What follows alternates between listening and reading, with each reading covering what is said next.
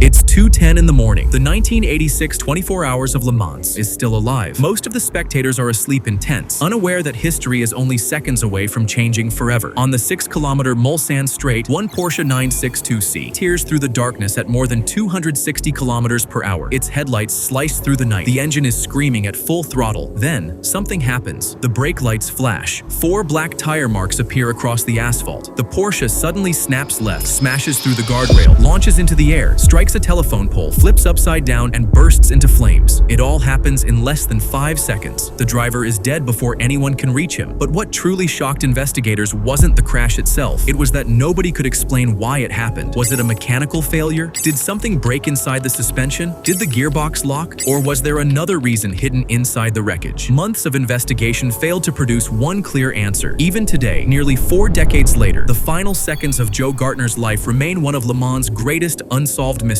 This is the story of the driver who came within touching distance of becoming a Porsche factory racer, only for everything to disappear in one terrifying moment. Le Mans is unlike any other race. Winning isn't about being the fastest for one lap. It's about surviving 24 exhausting hours without making a single major mistake. By midnight, every driver is physically drained. Visibility is limited to a narrow tunnel of headlights. The Mulsanne Straight feels endless. One lapse in concentration, one mechanical problem, one wrong decision can end everything. Joe Gartner knew that better than anyone.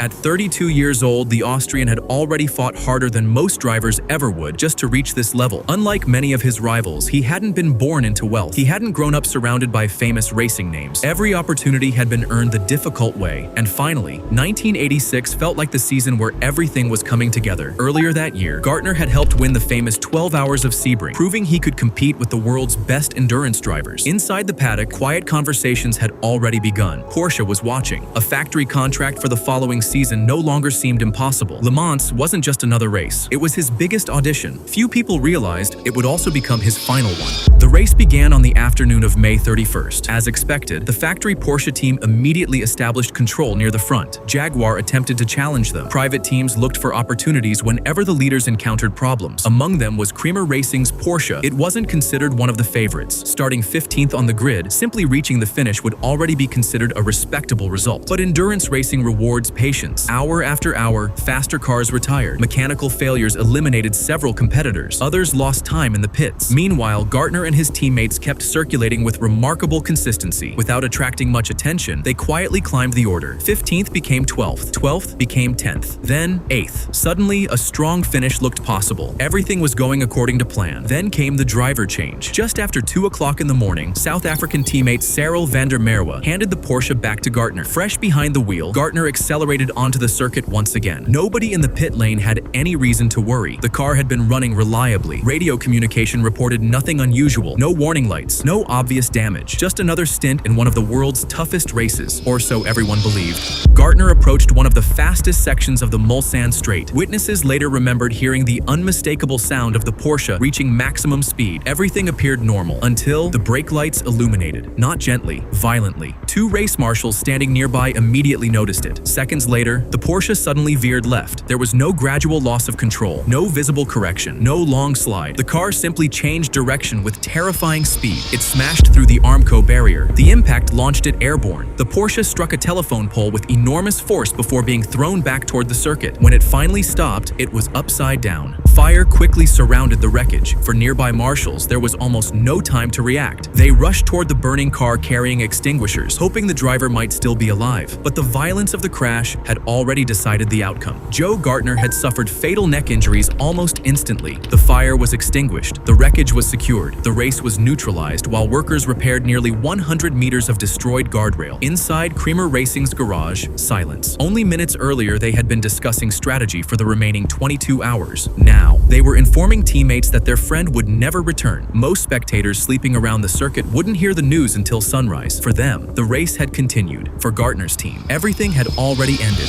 Fatal crashes, unfortunately, were not unknown at Le Mans, but this one immediately raised difficult questions. Experienced drivers don't simply lose control on a straight road without warning, especially not someone as consistent as Joe Gartner. Investigators arrived expecting to find an obvious explanation, perhaps a tire failure, perhaps a gearbox seizure, perhaps a broken suspension component. Instead, the evidence only made the mystery deeper. 4 dark tire marks stretched across the asphalt. That single detail changed everything. Those marks proved Gartner had applied the brakes before leaving the road, which meant he had seen something or felt something. He had reacted. But reacted to what? If the gearbox had locked instantly, why was there enough time to brake? If a suspension arm had snapped without warning, how had the car remained stable long enough to leave clear braking marks? Every answer seemed to create another question, and that was only the beginning. Because over the following months, 3 completely different theories would emerge. Each one appeared convincing. Each one was supported by respected people inside motorsport. And yet, none of them could explain every piece of evidence left behind on the Mulsanne Straight. To this day, nobody knows which one is true.